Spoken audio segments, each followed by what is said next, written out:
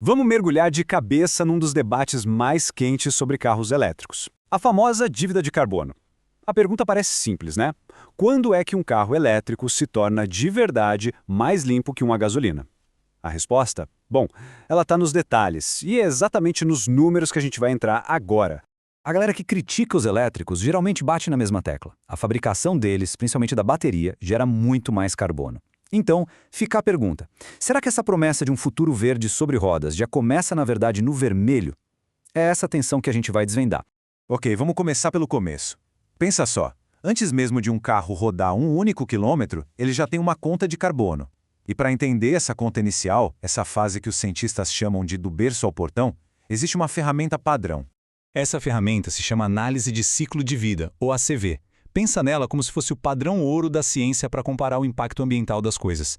Nesse caso, a gente está comparando os carros elétricos, os BEVs, com os carros a combustão, os ICVs. A ACV olha o quadro completo, sabe? Desde a extração da matéria-prima até o dia que o carro vai para o descarte. E olha só, a ACV confirma o ponto inicial de quem critica. O processo para fabricar um carro elétrico é, de fato, mais pesado em gasto de energia. E a culpa, em grande parte, é da bateria. Ela é complexa, exige muita energia e materiais bem específicos para ser produzida. E para colocar isso em números, a produção de um elétrico médio emite 1,5 vezes mais gases de efeito estufa que um carro a gasolina do mesmo porte. Para ser exato, 1,65 vezes mais. Essa, então, é a tal dívida de carbono com a qual todo carro elétrico começa a vida. Agora, o mais interessante é ver de onde vem essa dívida. Dá uma olhada. Quase metade, uns 45% de todas as emissões da fabricação, vem só da produção da bateria. Isso já deixa bem claro onde está o principal desafio ambiental na hora de fazer um carro elétrico.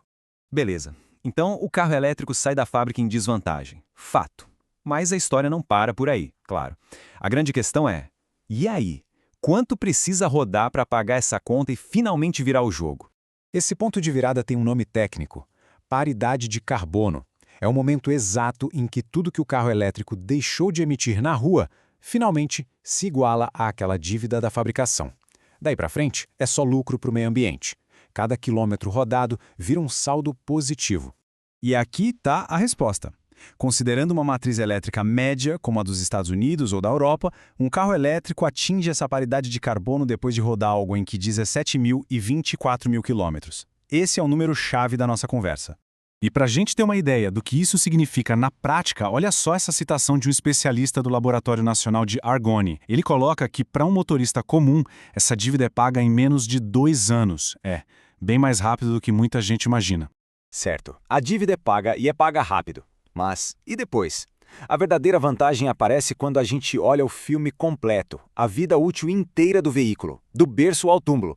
Essa frase do Austin Brown, do Departamento de Energia dos Estados Unidos, é bem direto ao ponto.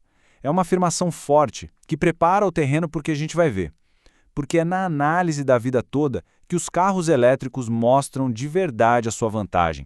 E este gráfico aqui meio que mata a charada. Ao longo de toda a sua vida, um carro elétrico médio emite de 71% a 73% menos gases de efeito estufa. Aquela desvantagem do começo, ela não só é paga, como é completamente superada pela eficiência dele na fase de uso. A diferença, no final das contas, é gigantesca.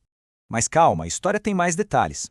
Quando a gente olha para outros poluentes, a imagem fica um pouco mais complexa. Essa tabela mostra que, apesar de ganharem de lavada nos gases de efeito estufa, os elétricos podem gerar mais emissões de óxidos de nitrogênio e enxofre, dependendo de onde vem a eletricidade que os abastece.